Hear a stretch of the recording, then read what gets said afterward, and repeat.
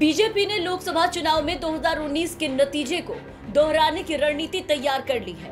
2019 में एनडीए गठबंधन ने बिहार की 40 लोकसभा सीटों में से 39 पर जीत दर्ज की थी और अब बीजेपी ने 2024 को लेकर के भी मिशन बिहार में अपनी पूरी ताकत झोंक दी है। एनडीए घटक दलों के साथ सीट बंटवारे का फॉर्मूला बीजेपी का लगभग तय हो गया है। जेडीयू से अलग होने के बाद अब बीजेपी सीटों की भरपाई अपने सहयोगियों के जरिए करेगी। बता दें कि चिराग पासवान और पशुपति पारस को पिछली बार की तरह इस बार भी 6 सीटें दी जाने की बात सामने आई है। जीतन राम मांझी की पार्टी को 1 और उपेंद्र कुशवाहा की पार्टी को 2 सीटें देने का फॉर्मूला बनाया गया है।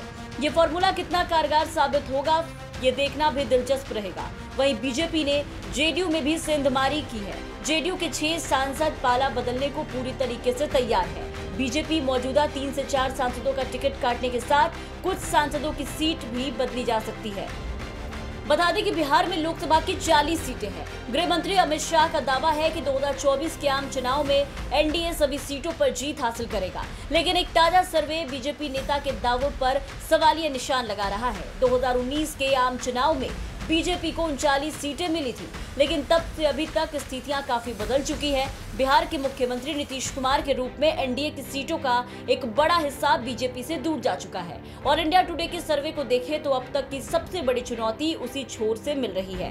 देश भर में तो सर्वे के आंकड़े लोकसभा की 306 सीटों के साथ बीजेपी के नेतृत्व में एनडीए की सरकार बनने का संकेत दे रहे हैं, लेकिन बिहार को लेकर जो आंकड़े सामने आए वो काफी चौंकाने वाले लगते हैं। बिहार की 40 लोकसभा सीटों में से एनडीए को 14 जबकि इंडिया गठबंधन को 26 सीटें मिलती दिख गई है।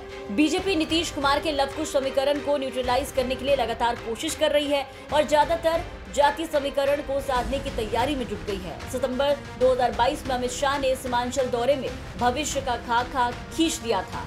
अब तो तस्वीर भी धीरे धीरे साफ होने लगी है।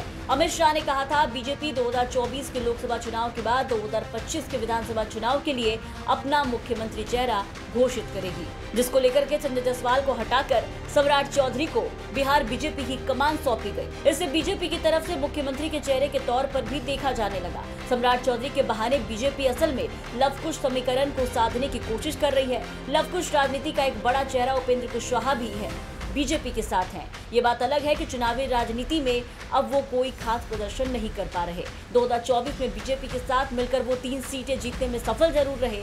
2024 से पहले ही एनडीए छोड़ देने के बाद 5 साल में घूमते फिरते उपेंद्र कुशवाहा फिर से बीजेपी के साथ आ चुके हैं।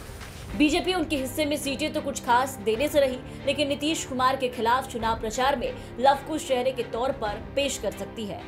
उपेंद्र कुशवाहा की तरह नीतीश कुमार को छोड़कर जीतन राम मांझी ने भी बीजेपी से हाथ मिला लिया। ये ठीक है कि जीतन राम मांझी का चुनावी प्रदर्शन बहुत उल्लेखनीय नहीं रहा, लेकिन जहां भी रहते हैं उनकी मौजूदगी तो मजबूती से ही दर्ज होती है। मांझी के बयानों से बिहार में सुर्खियां तो बनती ही हैं और अपनी जाति के वोटर को अपने गठबंधन साथी के सपोर्ट में मैसेज भी दे ही देते हैं।